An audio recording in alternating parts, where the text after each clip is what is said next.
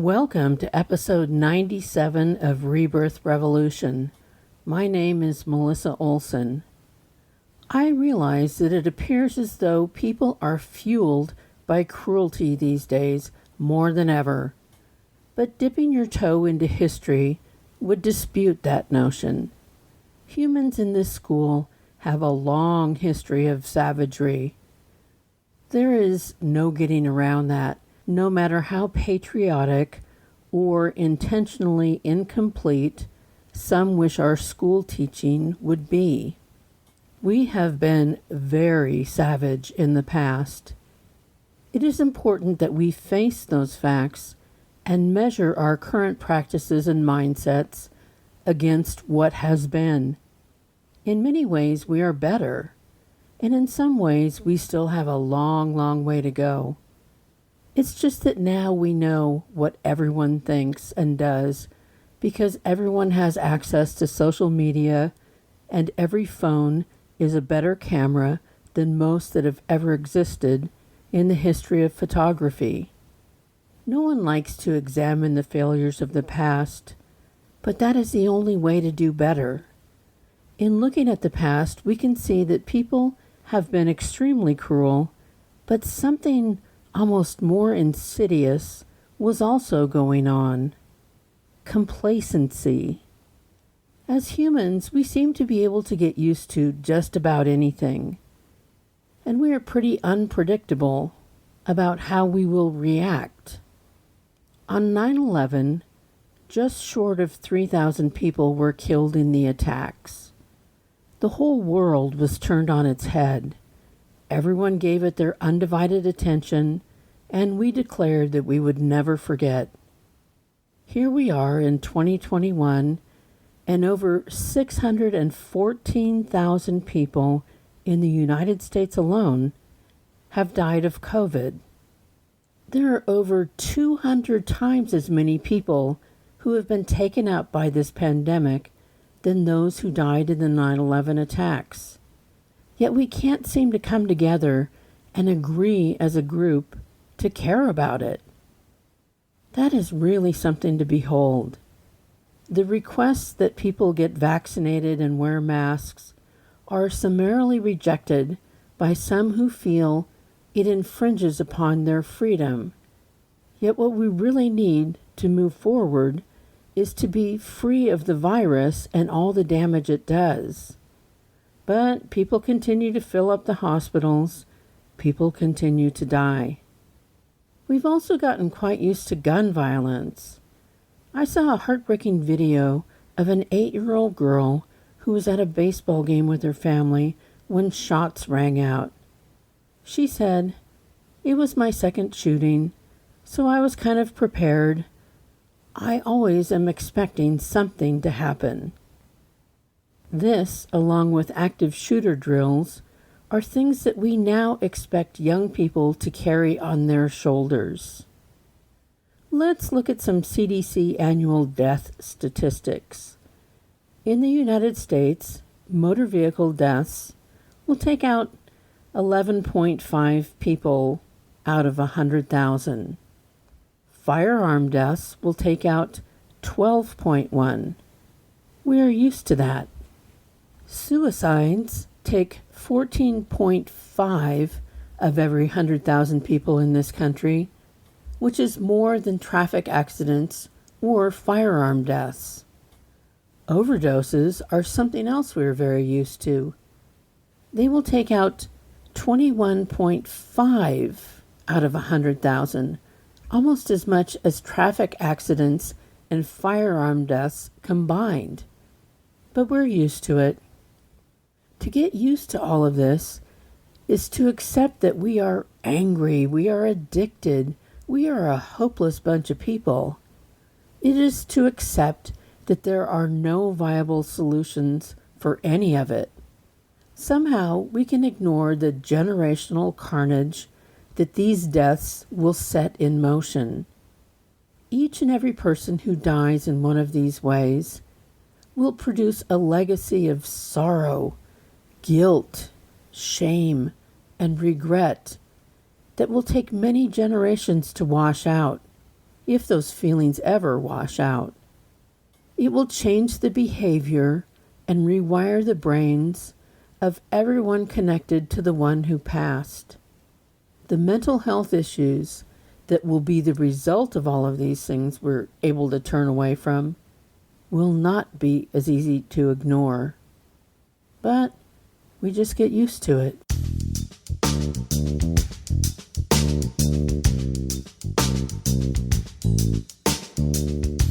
In history, there was the same phenomenon.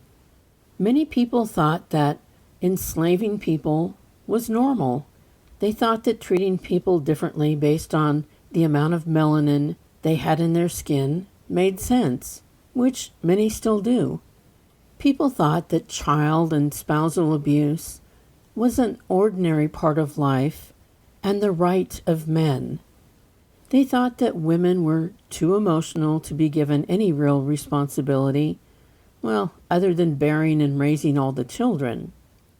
Many thought, and still do, that power and position gives them the right to sexually torment those with less power. There is a whole lot that just seemed like that's the way it was. But isn't it interesting that the few set the tone for the many? Why do we let those with the lowest levels of spiritual awareness set the tone and pace for the rest of us? It reminds me of the stories I have read about women who are sexually assaulted on public transportation. Everyone seems to know that there are men who will expose themselves, and worse, in these public settings, and they just accept that this is what happens. The observers are somehow able to turn their heads, lacking all empathy for the victim, and allow it to happen. Are you telling me that if an entire subway car of people wanted to put a stop to this heinous behavior, that they wouldn't be able to do so?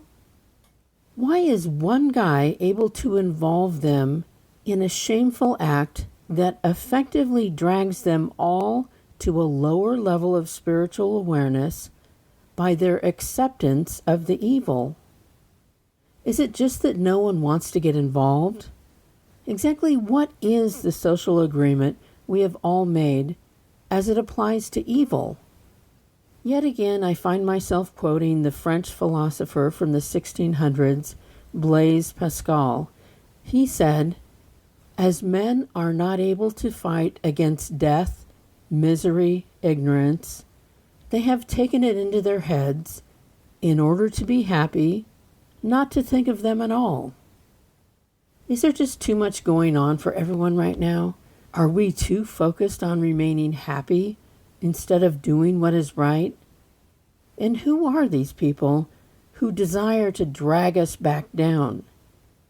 Do we have too many in our culture who feel unimportant and have been dismissed by those around them, so much so that they now need to actively be cruel and reckless and full of insane ideas? Cruelty seems to be the immediate go-to for those who crave attention. And as I have said before, one thing bullies are good at is spotting talent. Being cruel makes you instantly important to another person. If it doesn't matter whether your impact is positive or negative, it is the easiest way to become important. It also takes advantage of that human frailty that most people have, of taking criticism to heart more than words of kindness. We are all in this society together, and many of the rules of human conduct that go back to the beginning of time are still in play. We are just more aware now of what people do. In a societal structure, there are those who are perceived as having higher status and those who feel their status is lower. For those who are still heavily invested in status, there are time-honored traditions of how you can try to raise your social status in a group. One is to target those who you perceive to have higher status. As Voltaire said, "The best is the enemy of the good. Yet another French writer and philosopher who came a generation after Pascal. This reminds me of the crabs in a bucket syndrome, which is described as such. Any crab can crawl out of a standard bucket, but if you put multiple crabs in a bucket, the group will reach up and drag back down any individual crab that attempts to escape. This ends up with none of them escaping. This type of observation is why it is necessary to see every single thing in this school as being interconnected and instructive. Any wisdom you can observe in one aspect of nature is always connected to some other seemingly unrelated part of our nature. Who knew that crabs in a bucket could be such a visual description of human behavior?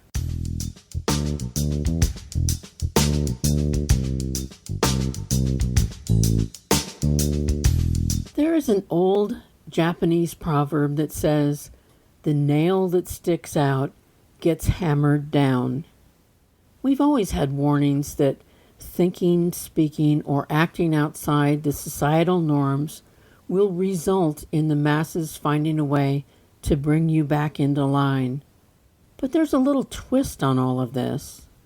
If a person sticks their neck out to express an idea that calls for people to think and act in a way that is more loving and compassionate, no matter what the issue, they will suffer backlash. But those who oppose them have been found to have been shifted in their thinking, even the tiniest bit, in the direction of the person they felt they needed to destroy. They kill the messenger, but the messenger still succeeds in moving the needle. Maybe our task at this point in the evolution of our culture is to stick our neck out and know that the backlash is coming. Well, that and maybe wear a protective turtleneck. But don't let the backlash that will surely come stop you from saying and doing what is right. Know that you're having an effect even if it doesn't seem that what you think is well received. If you are speaking a truth from a higher level of spiritual awareness, you know that the way the system works is that those who are at lower levels will have to object because what you are saying does not yet make any sense to them. To them, you sound insane. Speaking up cannot be limited to those who are already at the top. You see this sort of thing happen in presidential campaigns.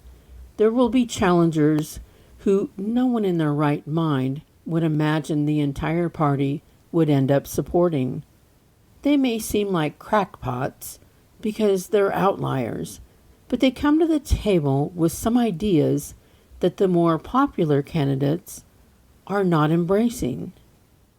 They can't win, and they will take a lot of heat in the process, but some aspect of what they are saying often becomes part of the platform of the person who more people are comfortable supporting.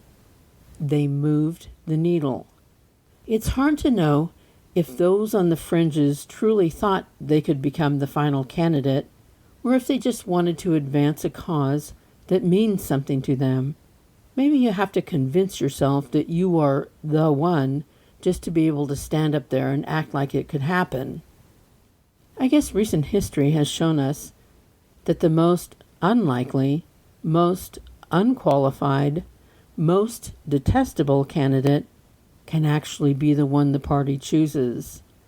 In this case, the person who spoke their truth ended up moving the needle too, just in the opposite direction of where we want to be as a culture.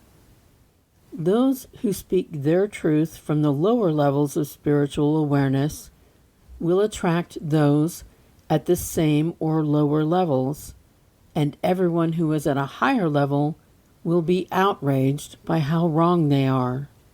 The outcome is always going to be based on where more people are on the spiritual awareness spectrum, At least that will be the case if we can preserve democracy, which is no slam dunk at this point.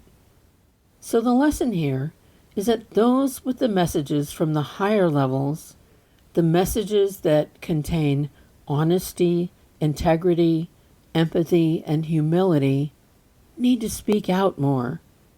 We need to be heard more than those who are working to move the needle to a place where none of those attributes matter. Stick your neck out. Let the other crab out of the bucket. It is our job to keep this thing moving in the right direction. To do that, we have to care.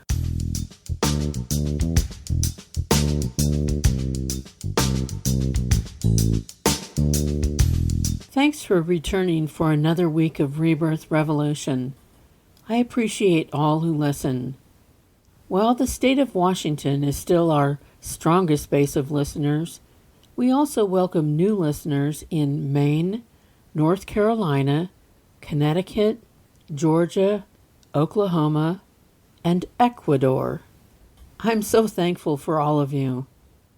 You can always let me know how you're doing by emailing rebirthrev@gmail.com. I'd love to hear from you. We can be found on all the podcast apps, with full episodes playing on YouTube and our Facebook page. Please pass the word along. Until next week, speak up when you see injustice.